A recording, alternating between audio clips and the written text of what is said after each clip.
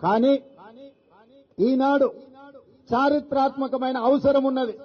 రాహుల్ గాంధీ గారి లాంటి బలమైన నాయకుడు పాదయాత్రలో ప్రజల నుంచి తెలుసుకునే సమస్యలు, ఆ సమస్యల పరిష్కారానికి ప్రజల మధ్యలో ఉండే రాహుల్ గాంధీ గారు ప్రధానమంత్రిగా బాధ్యతలు చేపట్టాలి.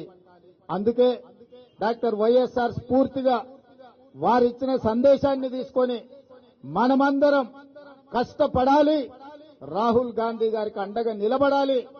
ఈ రోజు ఎవరైతే రాహుల్ గాంధీ గారిని ప్రధానమంత్రిని చేయడానికి పూనుకుంటారో, ఎవరైతే ఆ దిశగా అడుగులు వేస్తారో వారే నిజమైన వైఎస్ఆర్ వారసులు, వారే నిజమైన వైఎస్ఆర్ గారి ఆశయాలను కొనసాగించే వాళ్ళు. అట్లా కాకుండా ఆ విధానానికి వ్యతిరేకంగా ఎవరు ప్రయత్నం చేసినా వారు వైఎస్ఆర్ వ్యతిరేకులే అని చెప్పి మనం భావించవలసిన అవసరం ఉన్నది.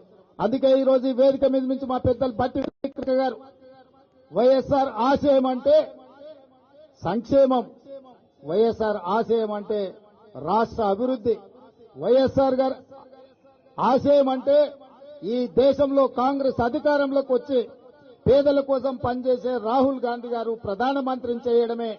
ఆ ఆశయ దిశగా అందరినీ కాంగ్రెస్ పార్టీలోకి రావాలి, మనందరం కలిసికట్టుగా నిలబడాలి, మనందరం ఈ దేశాన్ని బలోపేతం చేయడానికి పనిచేయాలని మా ఉప ముఖ్యమంత్రి గారు ఏదైతే పిలుపిచ్చిండ్రో 100% వారితో నేను ఏకీభవిస్తున్నా.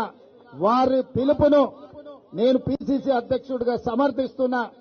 ఈ 3 సంవత్సరాలు 2021 జూలై 7 తారీఖు నాడు పిసిసి అధ్యక్షుడిగా ఇదే మెట్ల మీద నేను బాధ్యత తీసుకున్నా.